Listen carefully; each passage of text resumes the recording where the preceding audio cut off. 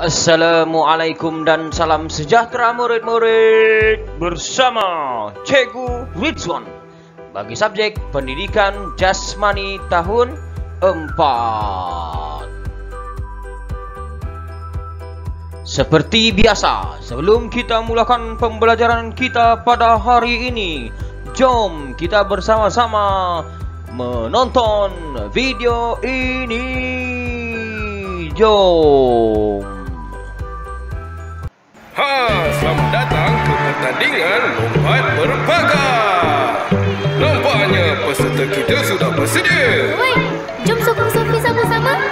1, 2. Wah, lajunya.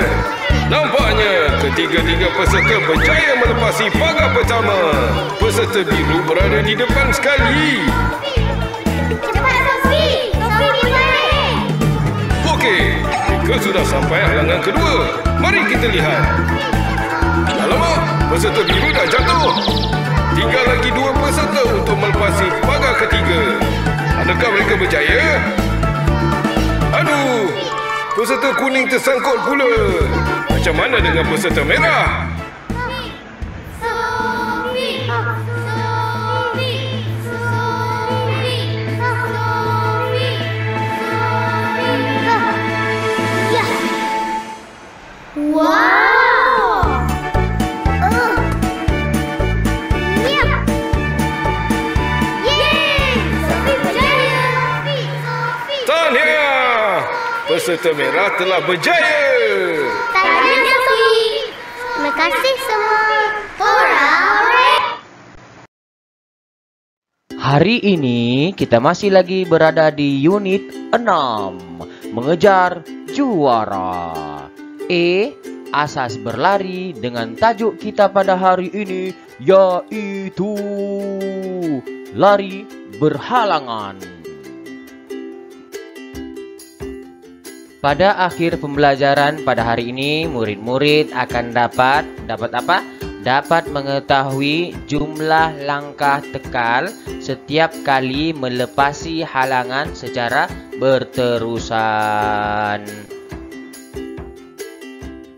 Untuk pembelajaran pada hari ini, murid-murid juga boleh membuka buku teks PJPK tahun 4, muka surat 38.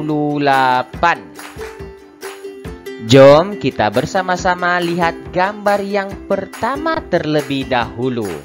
Oke, jom kita baca sama-sama. Saya perlu mengekalkan kelajuan larian untuk mendapatkan jumlah langkah yang tekal setiap kali melepasi halangan. Apa yang dimaksudkan dengan tekal? Sebelum itu kita kena tahu terlebih dahulu apa itu tekal. Tekal itu adalah tidak berubah dan konsisten. Maksudnya di sini jumlah langkah yang tidak berubah ataupun konsisten setiap kali melepasi halangan. Dapat sudah murid-murid? Samar-samar? Dapat. Kita tengok gambar yang seterusnya. Gambar yang kedua, rakan saya, baca bersama-sama. Rakan saya memerlukan 4 langkah untuk melepasi halangan. Saya hanya memerlukan 3 langkah kerana langkah saya besar dan saya berlari laju. Apa yang tekal di sini? Apa yang konsisten tidak berubah? Kawannya tidak berubah, dia punya langkah 4 langkah. Si yang ini dia nih, apa yang tekal? Dia punya langkah 3 langkah, tidak berubah. Murid-murid, kenapa tidak berubah? Jom kita tengok trek ini, trek yang ini. Ini contoh trek lari berpagar. Oke murid-murid ya. Untuk makluman murid-murid, jarak antara satu pagar ke pagar yang lain ini, jaraknya tak kiralah dari awal sehingga akhir, semua jarak adalah sama. Jadi secara kesimpulan untuk yang ini, langkah semakin besar langkah kita, pergerakan kita di sini, semakin kurang jumlah langkah. Boleh faham murid-murid? Sebab itu tadi dia sebut yang ini kawannya 4 langkah, dia 3 langkah. Kenapa? Sebab langkahnya daripada pagar ini ke pagar yang ini besar berbanding rakannya yang satu lagi. Oke murid-murid? Ini adalah faktor kenapa atlet tu dia boleh langkah besar. Oke, murid-muridnya, faktor yang pertama adalah ketinggian. Sebab atlet itu tinggi. Bila tinggi, langkahnya lebih besar. Faktor yang kedua, kelajuan langkah. Sebab itu dia dapat langkah yang lebih besar. Paham murid-murid? Seterusnya jom kita lihat video ini. Tengok pelari yang ada anak panah warna kuning ya. Kita kira langkahnya. Boleh murid-murid? Jom kita kira. Sedia 1, 2, 3. Dia lompat. Dikira bila 1, 2, 3. Dah, dia di situ langkahnya konsisten ataupun tekal. Boleh murid-murid ya? Berbanding dengan peserta yang ini, kedua nih. Kita kira langkahnya yang bersama-sama ya. Oke murid-murid, sedia untuk kira. Oke, kita kira ya.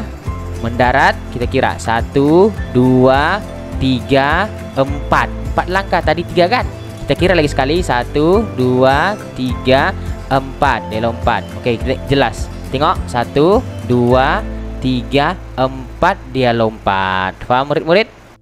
Secara kesimpulannya, bagi murid-murid yang ingin mengikuti ataupun berhajat untuk mengikuti acara lari berpagar di masa akan datang, ingat satu perkara ini, semakin besar dan laju langkah, semakin besar peluang untuk mendapat tempat ketiga, kedua, ataupun pertama.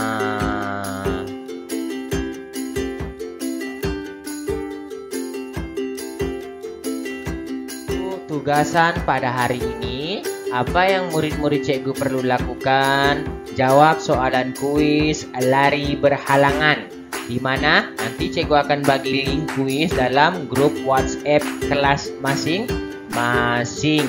Tapi murid-murid tidak perlu sudah ya WhatsApp cikgu keputusan kamu seperti minggu lalu.